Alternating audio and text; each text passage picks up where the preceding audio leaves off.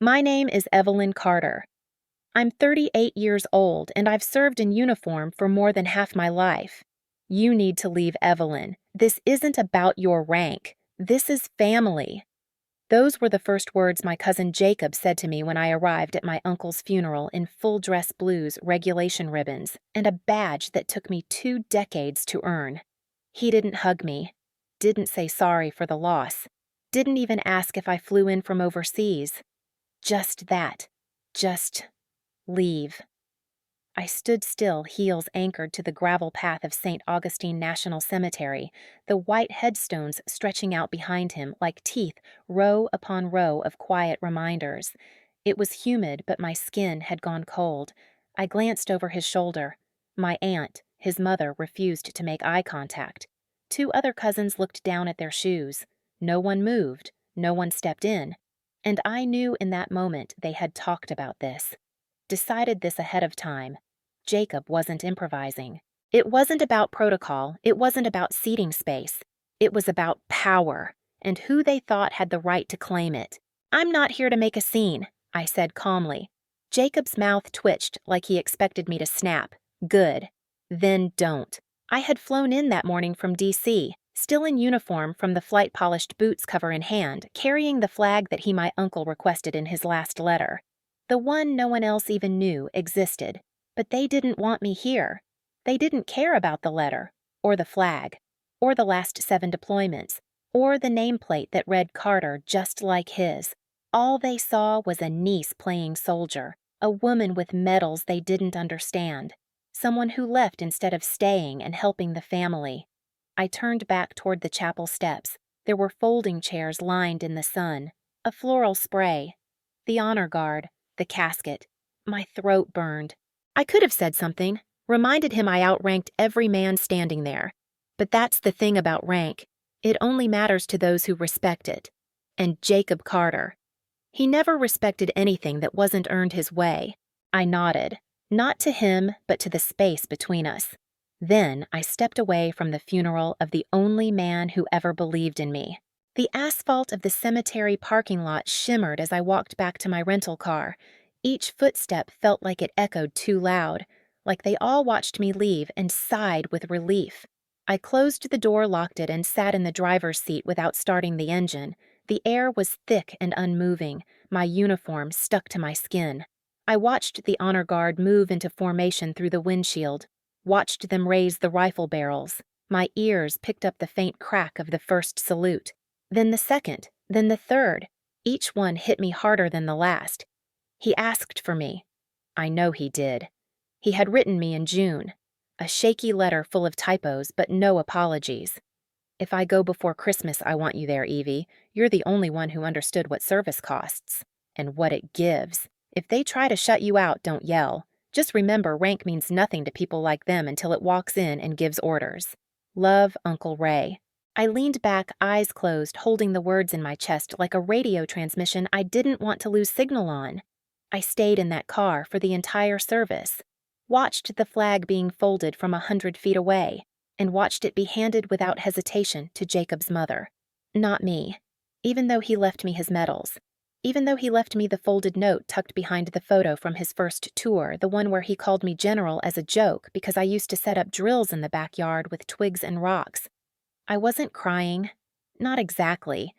I think I was shaking from the humiliation, from the knowing that I was dismissed not for breaking protocol, but for breaking the script, because in their version of the story, I was never supposed to matter this much. I left after they began the closing hymn, before the luncheon, before the photo slideshow and the speeches and the story Jacob would no doubt tell again about how Evelyn always played Army and forgot how to be family. Let them have their version. I had mine. And I had the name of one man, one colonel who owed me more than a few favors. I took out my phone and texted just 3 words, "Ray's gone." Confirm. 2 minutes later, the reply came. Confirmed. Want to represent. I stared at that message, then slowly typed, "Yes." But make it official. His reply came back with just 1 word, "Done." I turned the key in the ignition and drove away, not looking back. Let them bury him their way. because I was about to honor him mine. And the next time they saw me, it wouldn't be in shame. It would be in full recognition, with a title they never earned and a salute they'd never forget. They always called me Quiet Evelyn, the one who stayed in her room too long, who lined up her notebooks by color and taped quotes to her bedroom mirror. The one who didn't roughhouse, who didn't drink before 17, who didn't shout loud enough to ever win an argument in the Carter household. If you weren't yelling, you weren't being heard. If you didn't fight back, you weren't part of the bloodline. That's what it was like growing up in the Carter family, a long tradition of men in uniform and women behind casseroles. My dad, Army Rangers, Gulf War. My Uncle Ray III tours one Silver Star and a body that never quite recovered from Kabul. They saw strength in noise. I found strength in silence. Ray was the first one to call me something different. You don't need to bark like your brothers, he'd say. You wait. You strike clean. That's power. He was the one who taught me how to read terrain before walking into a room, who gave me my first survival manual at 10, who told me that leadership didn't always raise its voice, but it always left a mark. I never thought I'd end up in the service. I thought I'd teach. Maybe go into data analysis or cybercrime investigation. But after high school, the chaos of my home life felt like a battle I hadn't signed up for. So I enlisted. Quietly. I didn't even tell my father until after basic. He stared at me like I'd betrayed him. You, he asked. You won't last a year. Then he walked out of the kitchen. My brothers laughed when they heard. One of them said, "Well, at least now you'll get yelled at by someone who's paid to do it." They were wrong. I thrived. Basic wasn't easy, but I was prepared. I'd been training for years in that house, holding my breath, calculating exit paths, learning to endure noise without letting it inside. I graduated top 10%, went straight into signals intelligence, spent 6 years with JSOC in the Middle East, mostly in dark rooms lit by monitors and red alert lights, then language school, then strategic threat analysis, then a commission. By the time I turned 30, I was wearing silver oak leaves on my collar. No one in my family said a word. Ray did, though. He kept every letter I sent, every photo, every commendation I didn't post online, and when I was promoted to Brigadier General, he sent me a card that makes 2 generals in the family now. I'm claiming it through you. Don't let him tell you otherwise. I still have it. It's in my safe. In his handwriting, slanted and fading. We spoke every month after that. I didn't visit much. I wasn't welcome at family barbecues or weddings, not unless I showed up in plain clothes and didn't bring that military energy. Which was funny, because that same family praised Ray for his toughness, for his no-nonsense ways. They adored him for the same discipline they hated in me. But I didn't fight it. I worked, led missions, commanded silence where others created chaos. Ray and I kept our own ritual, just the two of us. He'd call me every Memorial Day. Never asked where I was, never pried, just said still standing Evie, and I'd say still standing Uncle. The last time we spoke, he sounded tired, not just old, hollowed out. He asked if I still wore my badge. I told him I did. He told me to never let the ones who never earned theirs tell me how to carry mine. He didn't say goodbye. He said, "You're the only one I trust to remember me right." I thought he was just being sentimental. I didn't know he was already slipping away. When I got the text from Dad, cold and bare bones, it didn't surprise me. Ray passed. Funeral Friday. St. Augustine. Family only. "No, how are you?" "No, I know you two were close." Just an address and a warning. And I knew what family only really meant. They didn't want me there. They wanted the version of Ray that existed in photo albums and war stories told around a grill. Not the version that called me kid and whispered classified things over bourbon and static lines. But I wasn't going for them. I booked my flight that night, packed only my dress uniform, pressed everything myself, polished every pin. And before I left, I opened the envelope he'd mailed me dated 3 months before he died. Inside was a folded American flag. A note. "If they try to stop you, don't raise your voice. Just stand tall. Let the truth speak for itself. You earned your seat." So I went, and I was turned away, and I watched his casket from my car like a stranger. But now I know what I have to do. I'm not showing up to prove them wrong. I'm showing up to prove him right, because they buried a soldier, but they tried to erase the only one he called equal. They didn't invite me, not really. The text from my father was an obligation, not a gesture. A placeholder for conscience typed with the warmth of a corporate memo. Ray passed. Funeral Friday. St. Augustine. Family only. No punctuation. No emotion. No sorry. He didn't even type out Uncle Ray. Just Ray. Like a man who'd already decided which memories were convenient to keep and which ones he could toss out like old uniforms. I stared at the message for nearly 5 minutes, then put my phone face down. That was the first time I felt the warning not from them, but from inside myself. A soft, familiar whisper. You know what this means. They hadn't forgotten me. They'd deliberately chosen not to count me. I forwarded the message to Colonel Avery Shaw, my old commanding officer who now ran regional protocols for active duty honors in the Southeast. He didn't reply with words, just a thumbs-up emoji. That was our language. Sharp, fast, no ceremony. I packed my uniform, the one I had custom-pressed last quarter, and tucked Ray's flag inside my case-folded triangle sharp still wrapped in his final note. Let the truth speak for itself. On the flight to Florida, I replayed every moment I had with him, the time he mailed me a compass before my first field deployment, the way he always said you'll outrank me someday with a wink no one else ever earned. The voicemail I kept on my phone, his gravel voice saying, Evie, kid, you didn't just make it, you redefined it. He was never a man of excess, but when he believed in you, he made sure the whole damn world felt it whether they liked it or not. I arrived in Jacksonville, rented a nondescript black car, and drove to St. Augustine the next morning. No parade, no fanfare. Just me and a set of shoes I'd broken in for this kind of gravel. I was early. I always am. At the gates of the cemetery, I nodded at the honor guard and walked quietly toward the crowd. I spotted Jacob immediately. Still smug. Still square-shouldered in a shirt that didn't quite fit his neck. He was always the loud one. The one who said women in uniform were playing dress-up. The one who got kicked out of ROTC for plagiarizing a tactical report and blamed the instructor for targeting strong men. His mother stood beside him, hair lacquered into place. My father was on the other side, arms crossed, jaw tight. I stepped up slowly, deliberately, as if approaching a live perimeter. Jacob saw me, and that's when it happened. You need to leave Evelyn. This isn't about your rank. This is family. Just like that. No hello, no hesitation, no shame. I expected resistance. I didn't expect it to feel like being excommunicated, like I was the one who broke something, not them.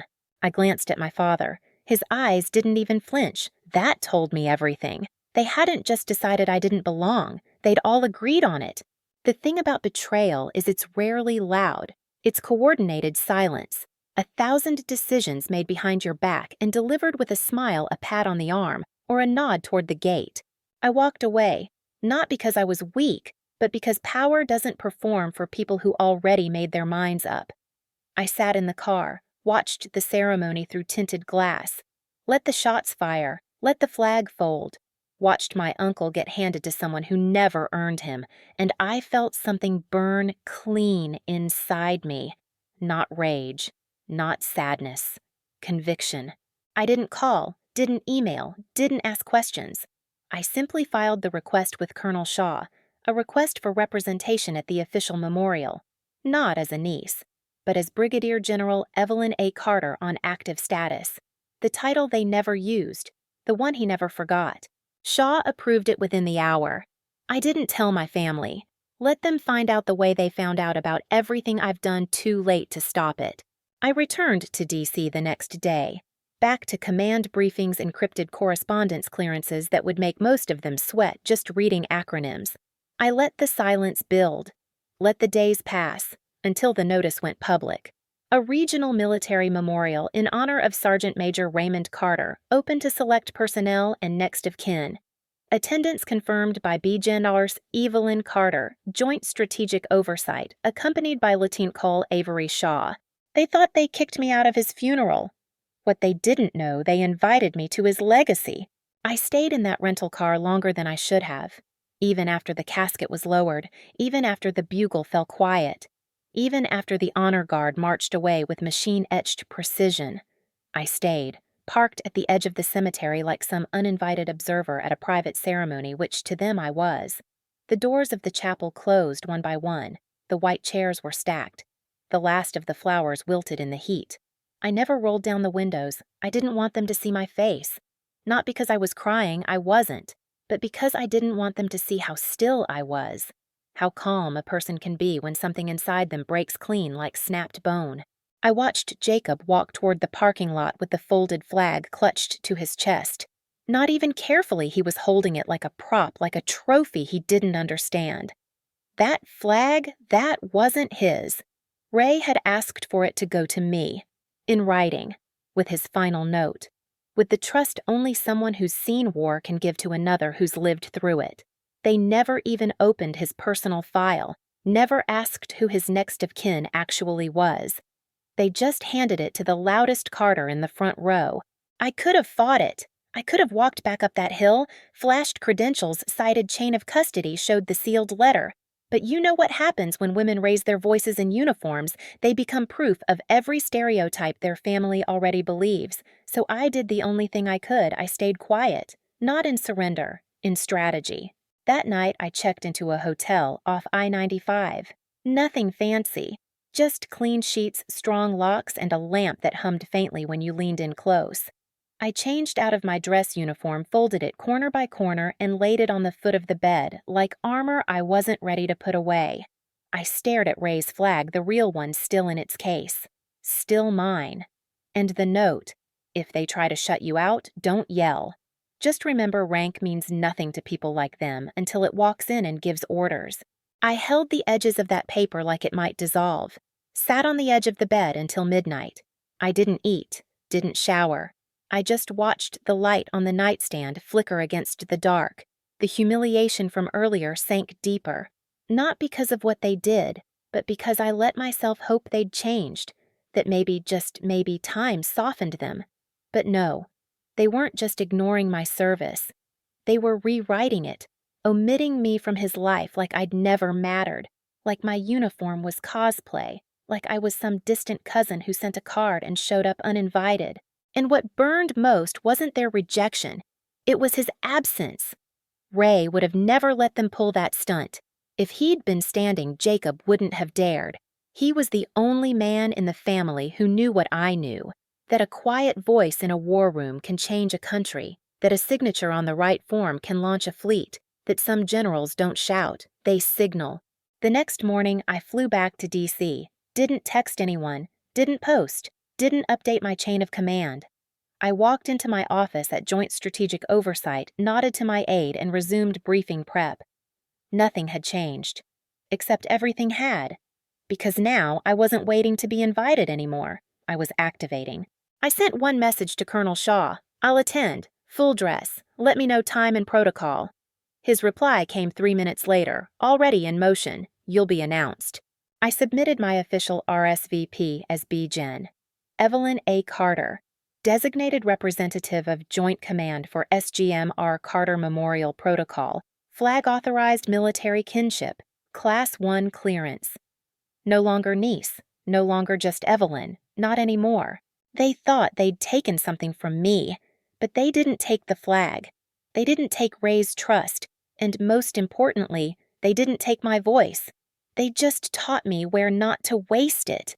In 3 weeks' time, I would return to that same place. But this time, I wouldn't arrive in a rental car. I wouldn't be standing at the edge of the hill uninvited.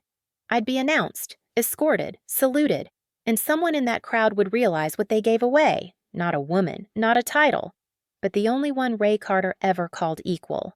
3 weeks. That's how long I gave it. Enough time for the gossip to die down, for Jacob's smugness to cool, for the memory of my quiet removal from that cemetery to settle in their bones like a draft through a broken window. I didn't tell anyone I was coming back. Not my father. Not Jacob. Not Aunt Lisa. And certainly not anyone who had stood by and watched me walk away like I didn't belong beside my uncle's flag. I didn't need them to know, because this time I wasn't coming back for them. I was coming back in uniform with a title they never asked about and a mission they couldn't interrupt.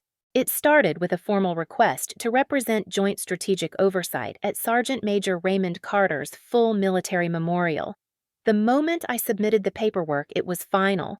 The moment it was approved, it became fact. I didn't need permission. I had orders. Colonel Shaw handled the logistics flight manifest motorcade access escort coordination. He asked me only one thing on a secure call.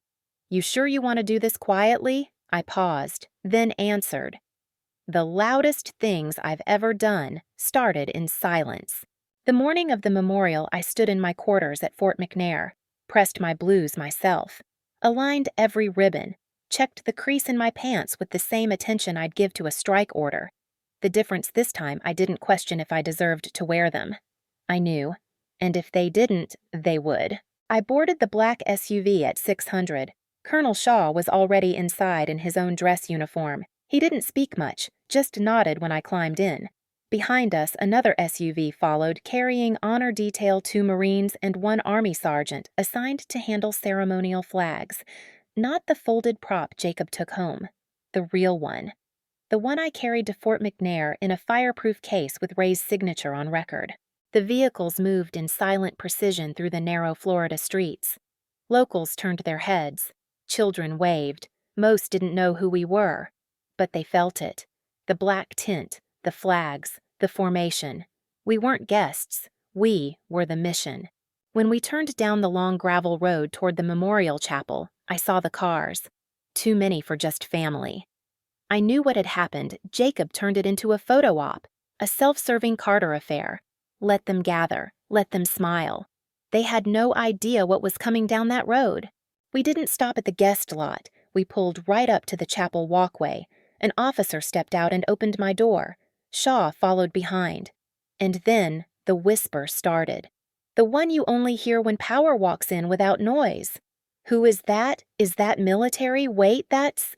"Evelyn." I stepped out. My boots touched Florida soil again. Same gravel, same sun, same place where they had once told me to leave. Except now, I wasn't Evelyn. I was Brigadier General Carter. Jacob was halfway up the walkway when he saw me. He froze. His mouth opened like he had something to say. But before he could take a step, Colonel Shaw came to attention, clicked his heels, and saluted me. "Ma'am," he said, loud and clear, escort in position. Gasps rippled. Aunt Lisa dropped the program in her hands. The same people who'd turned away from me now stared like I'd appeared out of fog, because to them I had. Not Evelyn, not the niece, not the quiet one, but a commanding officer. Jacob approached. His voice cracked. "We already did the funeral. Why are you—" I didn't blink. Didn't raise my voice. I simply handed him the sealed envelope. Ray requested this. An official military memorial. He listed me as his representative. Here's the directive.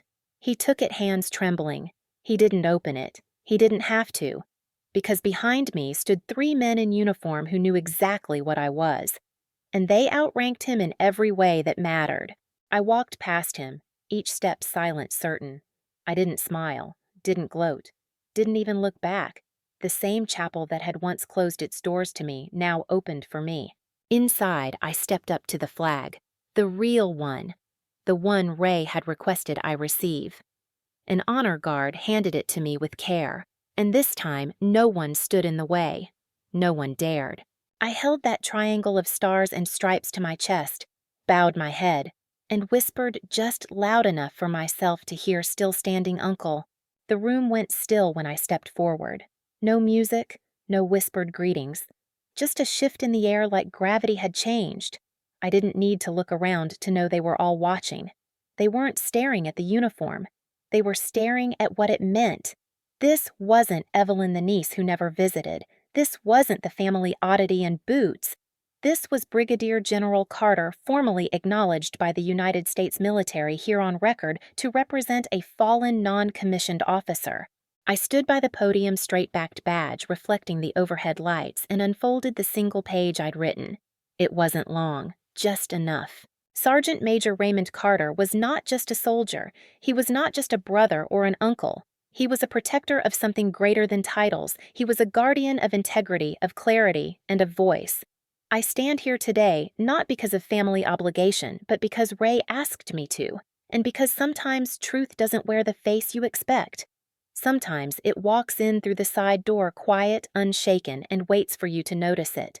Ray noticed me before I had rank, before I had ribbons, before I had any name but Evie. I honor him today not just for what he gave, but for what he saw. Thank you, Sergeant Major. For everything. Silence. Not forced, earned. I stepped back, folded the page, handed it to the flag detail. And then I turned to walk down the aisle past the front pew, past the guests, past the faces that had once turned from me like I was air. As I neared the chapel exit, I saw him. Jacob, standing by the door, lips pressed thin, holding his hands like a kid caught cheating on a test. He didn't move aside, but he didn't block me either. He whispered, "You planned this." I looked him straight in the eyes. No. Ray did. His jaw twitched, but no words came. Because what could he say? What could any of them say? The proof stood around me. Badges, salutes, presents, silence. And rank. Outside, the colonel waited beside the SUV, his posture perfect, his expression unreadable. But when I approached, he did it again, snapped to salute. "General Carter," he said, voice crisp, orders complete. And before I could reply, I heard it. A rustle of fabric behind me. I turned. It was Aunt Lisa, still holding the program, still pale. Her voice shook as she asked, almost too soft, "You're really a general." I nodded once. She stepped back as if the truth physically struck her, as if she was seeing a stranger, and maybe she was, or maybe she was just seeing the version of me Ray always knew was coming. The press didn't come. There were no headlines, no cameras, no interviews, just a few still photos for military record archived into a folder that most of them would never see. But I didn't need their recognition.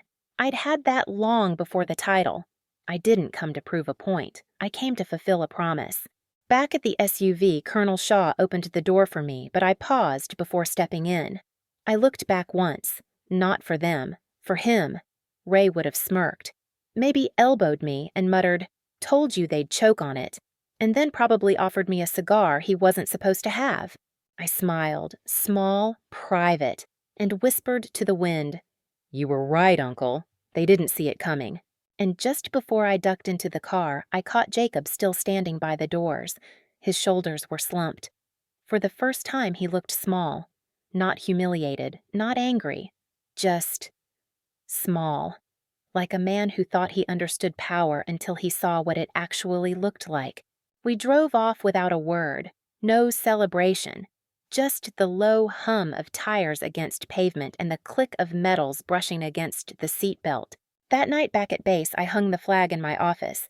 Next to it, I placed Ray's card. That makes 2 generals now. No one could take that from me. Not anymore. I didn't go to the family reception afterward.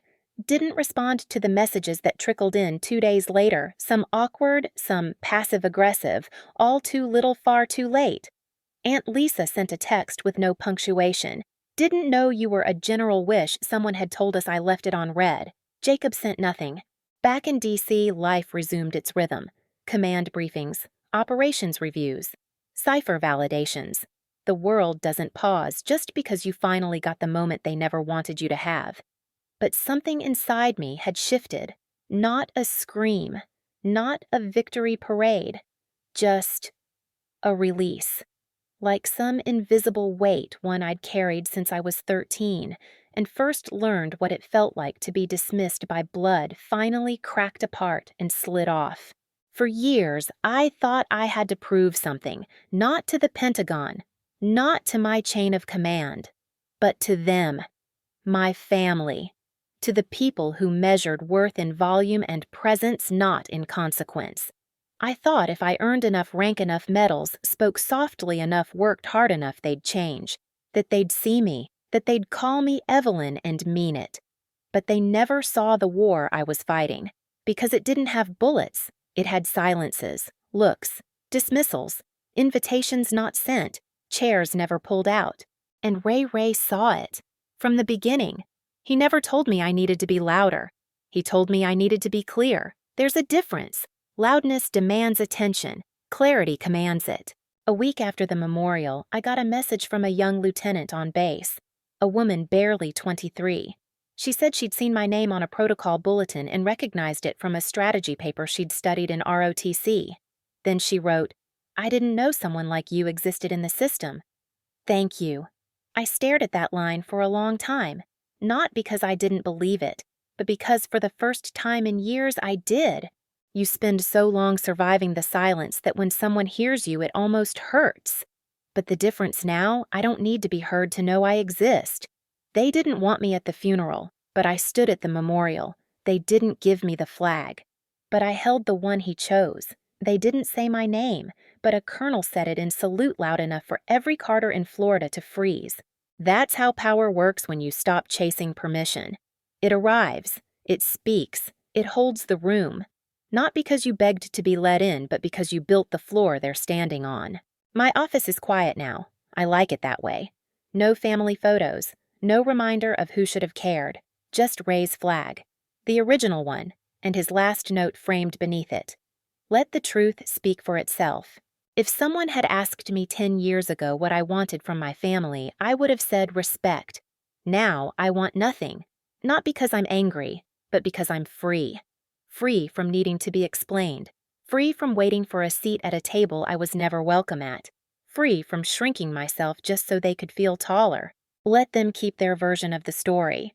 I have mine, and it ends exactly where Ray said it would, not with permission, but with presence.